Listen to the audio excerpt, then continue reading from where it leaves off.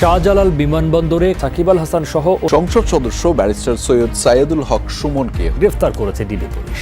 পরে তাদের 5 দিনের রিমান্ড মঞ্জুর করেন আদালত। বিমানবন্দরের ভেতরে নিরাপত্তার চাদরে মোড়ানো স্পর্শকাতর এলাকায় কাস্টমসের গুদাম, সেখান থেকে গ্রেফতার দেখালো ডিবি পুলিশ। হত্যা মামলার আসামি ক্রিকেটার সাকিব আল হাসানকে জাতীয় দল থেকে অপসারণ করতে বিসিবিকে লিগ্যাল নোটিশ পাঠানো হয়েছে। সাকিব আল হাসানকে জাতীয় দল থেকে বাদ দিয়ে দেশে ফেরাতে আইনি নোটিশ দিয়েছেন। এবার হত্যা মামলার আসামি হলেন সাকিব আল হাসান। সাবেক প্রধানমন্ত্রী শেখ হাসিনার বিরুদ্ধে আরেকটি হত্যা মামলা হয়েছে। এই মামলায় আসামি করা হয়েছে জাতীয় দলের ক্রিকেটার ও সাবেক সংসদ সদস্য সাকিব আল হাসান, সাবেক সংসদ সদস্য ব্যারিস্টার সৈয়দ সাইদুল হক সুমন এবং সাবেক সংসদ সদস্য চিত্রনায়ক ফেরদৌসকে। আমসালা দুটোই হারালো সাকিব সুমন, কারণ ইতিমধ্যেই তারা দালালি করে যেই পদ পেয়েছিল সেটা শেখ হাসিনা পালিয়ে যাওয়ার পরেই কিন্তু সে পদ তারা হারিয়ে ফেলেছে। এর পাশাপাশি তাদের আরও যা ছিল ব্যারিস্টার সুমনের ওকালতি এবং সাকিব আল হাসানের যে ক্রিকেট খেলা, তা থেকেও ইতিমধ্যেই সাকিব আল হাসানকে জাতীয় দল থেকে বাদ দিয়ে দেওয়া হয়েছে এবং এখন সর্বশেষ যেটা হয়েছে, হত্যা মামলার আসামি হয়ে ধরা পড়েছে এই ব্যারিস্টার সুমন এবং সাকিব আল হাসান। বাংলাদেশের সমস্ত জনগণ 24 সালের ডামি নির্বাচন, একতরফা নির্বাচন যখন শেখ হাসিনা করতেছিল, তখন বাংলাদেশের সর্বস্তরের জনগণ তারা সেই নির্বাচনকে প্রত্যাখ্যান করে একদিকে চলে গিয়েছে। সেইখানে তখন তারা গিয়ে হাসিনার পক্ষে বা আওয়ামী লীগের পক্ষে দালালি করে ডামি নির্বাচনে তারা গিয়ে নামকে অস্তে তারা এমপি পদ নিয়ে আসলো। তারা যদি সেই সময় দালালিটা না করতো, তাহলে আজকে ঠিক ওদের যেই জনপ্রিয়তা, সেই জনপ্রিয়তাকে ওরা কিন্তু এখন কাজে লাগাতে পারত এবং হয়তোবা এরা যদি স্বতন্ত্রভাবে কোনো নির্বাচনে অংশগ্রহণ করত, তাহলে মানে বাস্তবসম্মতভাবে কোনো পদ তারা হয়তোবা পেয়ে যেত, কিন্তু সবগুলোই একেবারে হারিয়ে ফেললো। তো যাই হোক দর্শক, এ বিষয়ের কিছু অংশ ভিডিওর শুরুতে শিরোনামে আপনারা দেখে এসেছেন, বিস্তারিত দেখবেন পুরো ভিডিও জুড়ে। বিষয়গুলো দেখার পূর্বে আপনাদের একটা অনুরোধ করব, যারা আমাদের চ্যানেলে নতুন আসছেন চ্যানেলটি সাবস্ক্রাইব করে অল ক্লিক করে বেল আইকনটি চালু করে দিবেন, তাহলে নিত্য নতুন পরিবেশন করা আলোচিত সংবাদগুলো অটোমেটিকভাবে আপনারা পেয়ে যাবেন। দর্শক, সাকিব সুমন কিভাবে হাতে হাতে ধরা পড়লো সেটা আমরা দেখার পরে প্রথমে একটু আমরা দেখব যে এই যে সাকিব সুমনদের বিরুদ্ধে যে মামলাগুলো হয়েছে, তাদের আমসালা দুটোই যে তারা হারিয়ে ফেলেছে এবং এই মুহূর্তে তারা যে হত্যা মামলার আসামি হয়ে গিয়েছে এবং সাকিবকে জাতীয় দল থেকে বাদ দেওয়া হয়েছে, এই বিষয়গুলো প্রথমে আমরা একটু দেখে এরপর আমরা ওই বিষয়গুলো দেখব। ধৈর্য ধরে একটা লাইক দিয়ে ভিডিওটি দেখতে থাকুন। হবিগঞ্জ 4 আসনের সাবেক সংসদ সদস্য ব্যারিস্টার সাইদুল হক সুমনের বিরুদ্ধে হত্যা মামলা হয়েছে। গার্মেন্টস কর্মী মোহাম্মদ রুবেল হত্যার ঘটনায় রাজধানীর মোহাম্মদপুরের আদাবর থানায় মামলাটি দায়ের করা হয়েছে। বৃহস্পতিবার রাতে নিহত রুবেলের পিতা রফিকুল ইসলামী হত্যা মামলা দায়ের করেন। এতে শেখ হাসিনা সহ আরও অনেককে আসামি করা হয়েছে। এর মধ্যে ব্যারিস্টার সুমন হচ্ছেন 29 নম্বর আসামি। মামলার বিষয়টি নিশ্চিত করেছেন আদাবর থানার পুলিশ পরিদর্শক মিন্টু চন্দ্র বণিক। মামলার এজাহারে উল্লেখ করা হয়েছে, গত 5 আগস্ট আদাবর থানাধীন রিং রোডে এক প্রতিবাদী মিছিলে গুলিবিদ্ধ হন গার্মেন্টস কর্মী মোহাম্মদ রুবেল। পরবর্তীতে তাকে গ্রিন রোড সেন্ট্রাল হসপিটালে নেওয়া হয়। সেখানকার চিকিৎসকরা তাকে সোহরাওয়ার্দী হাসপাতালে রেফার করেন। তবে সোহরাওয়ার্দী হাসপাতালে আইসিইউ স্বল্পতায় সিটি কেয়ার জেনারেল হাসপাতাল অ্যান্ড ডায়াগনস্টিক সেন্টারে আইসিইউতে ভর্তি করা হয় তাকে। সেখানে চিকিৎসাধীন অবস্থায় গত 7 আগস্ট সকাল 10টায় মারা যান রুবেল। হত্যা মামলার আসামি ক্রিকেটার সাকিব আল হাসানকে জাতীয় দল থেকে অপসারণ করতে বিসিবিকে লিগ্যাল নোটিশ পাঠানো হয়েছে। একই সঙ্গে হত্যা মামলার তদন্তের স্বার্থে তাকে দেশে ফিরিয়ে আনতে বলা হয়েছে নোটিশে। শনিবার সুপ্রিম কোর্টের আইনজীবী ব্যারিস্টার সজীব মাহমুদ আলম এই নোটিশ পাঠান।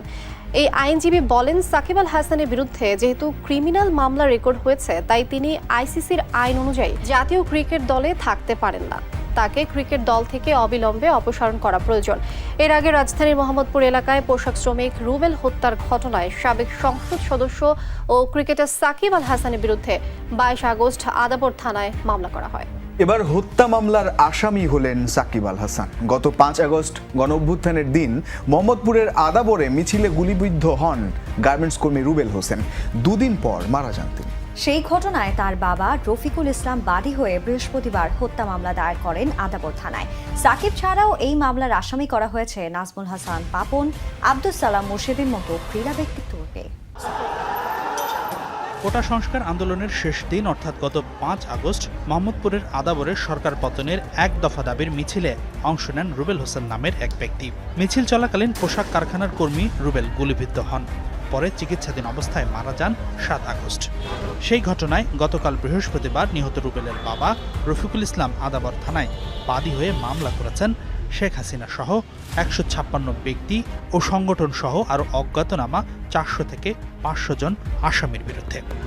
ডিএমপির আদাবর থানার পরিদর্শক মোহাম্মদ নজরুল ইসলাম মামলাটি গ্রহণ করেন।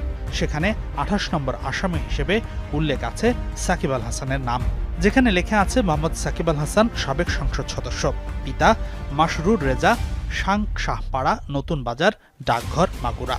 দেশে ফিরলে মাথার উপরে ঝুলছে গ্রেফতার হবার ঝুঁকি। 302 সহ আরও বেশ কয়েকটি ধারার এই মামলায় তদন্ত কর্মকর্তা প্রয়োজন মনে করলে যে কোনো সময় গ্রেপ্তার করতে পারেন সাকিবকে। 302 এর মামলা যে কোনো সময় তদন্ত কর্মকর্তা তার তদন্তের স্বার্থে তাকে অ্যারেস্ট করতে পারেন, তার ইনভলভমেন্টটা জানতে পারেন, তার ইনভলভমেন্টটা কীভাবে হয়েছে, কি উনি অর্থ যোগান দিয়েছেন, নাকি উনি কারোর সাথে কথা বলেছেন, নাকি এইটা সমর্থন করেছেন, গুলির সমর্থনে তো ওনার ফেসবুকে কোনো কিছু আছে কিনা এগুলো দেখতে পারেন। ওনার সামাজিক মাধ্যমে উনি হেডটেড ছড়াইয়েছেন কিনা, এটা বন্ধের ব্যবস্থা নিয়েছেন কিনা, না উস্কানি দিয়েছে। ছাত্র আন্দোলন শুরু হবার আগেই ফ্র্যাঞ্চাইজি লিগ খেলতে যুক্তরাষ্ট্র পাড়ি দিয়েছিলেন সাকিব। পর আন্দোলন চলাকালীন খেলেছেন কানাডার গ্লোবাল টি20 লিগেও। তাহলে কেন সাকিবকে আসামি করা হলো?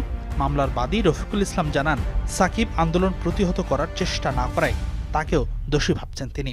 সুপ্রিম কোর্টের আইনজীবী ব্যারিস্টার ওমর ফারুক বলছেন, দেশে না থাকলেও যে কেউ ভিন্নভাবে সম্পৃক্ত থাকতে পারেন হত্যাকাণ্ডে, সাব্যস্ত হতে পারেন হুকুমের আসামি। প্রাইম মিনিস্টারের সাথে সাকিবের গলায় গলায় সম্পর্ক, এমন কোনো আমরা দেখিনি উদ্যোগ যে এই মাস কিলিংয়ের পরে একটা দুঃখ প্রকাশ করতে, এই মাস কিলিং বন্ধের জন্য কোনো একটা পদক্ষেপ নিতে। এই ক্ষেত্রে যদি সরাসরি উনি জড়িত না, যদি বিদেশে থাকেন ডেফিনেটলি, তাইলে এটার একটা উনি বেনিফিট পাবেন। এরপরে যদি তদন্তে যদি বেরিয়ে আসে যে উনি কোনো অর্থায়ন করেছেন বা কোথাও কাউকে নির্দেশ প্রদানের সাথে জড়িত ছিলেন, বা যুবলীগ ছাত্রলীগ যারা হামলায় জড়িত ছিল তাদেরকে কোনো সহযোগিতা করেছেন, সেই ক্ষেত্রে ওনার দায় হতে পারে। তবে হত্যা মামলার আসামি মানেই অপরাধী ভাবার সুযোগ নেই। তদন্তের সম্পৃক্ততা না মিললে চার্জশিটে নাও থাকতে পারে সাকিবের নাম। সাকিব আল হাসানকে যে মামলায় আপনারা গ্রেফতার দেখালেন, সাকিব আল হাসান জুলাইয়ের প্রথম থেকে সে বাংলাদেশের বাইরে, সে ইউএসএ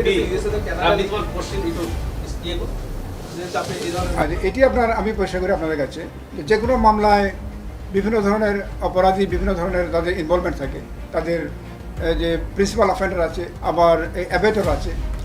তো অনেকেই যে এই সকল অপরাধে যারা ইতিমধ্যে আছে, তারা হয়তো এই অপরাধকে সংগঠনে সহযোগিতা করেছেন বিভিন্নভাবে। আপনারা জানেন এগুলো, অনেকে আপনার অর্থ দিয়ে সাহায্য করেছেন, অনেকে পরামর্শ দিয়েছেন, অনেকে আপনার যে মিডিয়াতে উস্কানিমূলক বক্তব্য দিয়েছেন। তো এগুলো তো অপরাধ, আপনার অবশ্যই অপরাধ। এবং আমরা আইন অনুযায়ী যে কাজগুলো করবো, এভিডেন্স কালেকশন করবো। এভিডেন্স কালেকশন এবং যে কোনো মামলা তদন্তে এভিডেন্স কালেকশন অত্যন্ত গুরুত্বপূর্ণ, এবং যে কোনো অ্যারেস্ট আপনার হবে এই কালেক্টেড এভিডেন্সের উপরে। ধরা পড়বে সাকিব সুমন, তারা ধরা পড়বেই, কারণ ইতিমধ্যেই তারা যেহেতু হত্যা মামলার আসামি হয়েছে এবং সাকিবকে জাতীয় দল থেকে বাদ দেওয়ার জন্য নোটিশ পাঠানো হয়েছে, এবং ব্যারিস্টার সুমন তার বিরুদ্ধেও এই হত্যা মামলার অভিযোগ, সেও হত্যা মামলার আসামি। সুতরাং আমরা যেভাবে দেখেছি যে আওয়ামী লীগের এমপি মন্ত্রীরা, বিশেষ করে আনিসুল হক, তারপরে গিয়ে সালমান এফ রহমান, হাসান মাহমুদ সহ বড় বড় হেভিওয়েট যে সমস্ত নেতারা ছিল আওয়ামী লীগের, তারা কিন্তু ধরা পড়েছে। বাংলাদেশের কোন জায়গায় তোমরা যাবা, বাংলাদেশের যেইখানেই যাবে সেইখানেই তাদেরকে বাংলাদেশের জনগণ চেনে হাতে নাতে ধরিয়ে দিবে, যেটা আমরা ইতিপূর্বে দেখেছি। তো দীপমণি সহ যারাই গ্রেপ্তার হয়েছে তারা কিন্তু এইভাবেই গ্রেপ্তার হয়েছে, এবং তারা গ্রেপ্তার হওয়ার পরে কিন্তু চাঞ্চল্যকর কিছু তথ্য তারা দিতেছে আমাদেরকে। বিশেষ করে জুনায়েদ আহমেদ পলক, সে কিন্তু রিমান্ডে খুব চাঞ্চল্যকর কিছু তথ্য দিয়েছে। আর রিমান্ড ছাড়া তো সত্য যে বাস্তবসম্মত যে নিউজটা, সেটা তারা কখনোই বলতো না। তো যাই হোক, এখন বর্তমানে এই মুহূর্তে বন্যার্ত যারা রয়েছে, বন্যায় যারা আক্রান্ত রয়েছে, তাদেরকে আমাদের সকলেরই সহযোগিতা করা, এটা আমাদের সকলেরই মানবিক দায়িত্ব হয়ে দাঁড়িয়েছে। যার যার জায়গা থেকে যে যেইভাবে পারবো আমরা সহযোগিতা করব এবং এই দুর্নীতিবাজ চাঁদাবাজ যারা তারা যদি কোথাও আমাদের হাতের নাগালে পাই আমরা তাহলে তাদেরকে আমরা ধরিয়ে দেব। আর বন্যার্তদের সাহায্য করার ক্ষেত্রে আমরা সব থেকে বিশ্বাসযোগ্য যে মাধ্যমটা দেখতেছি যে আসুন্না ফাউন্ডেশন। আসুন্না ফাউন্ডেশনে যদি আপনি কিছু দেন তাহলে সেটা আমানতের সাথে যারা এর পাওয়ার উপযুক্ত তারা এই সেগুলো পেয়ে যাবে। কারণ শায়েখ আহমদুল্লাহ সহ নির্ভরযোগ্য ওলামা ইকরাম তারা কিন্তু আসুন্না ফাউন্ডেশনে কাজ করতেছেন। তো যাই হোক দর্শক, এই যে ব্যারিস্টার সুমন এবং সাকিবকে নিয়ে আপনার যদি কোনো মন্তব্য থাকে সেটা কমেন্ট সেকশনে জানিয়ে যেতে পারেন। ভালো থাকবেন, সুস্থ থাকবেন, দেখা হবে নতুন কোনো ভিডিওতে, কথা হবে নতুন কোনো বিষয়। আজকে পর্যন্তই, আসসালামু আলাইকুম রহমতুল্লাহ।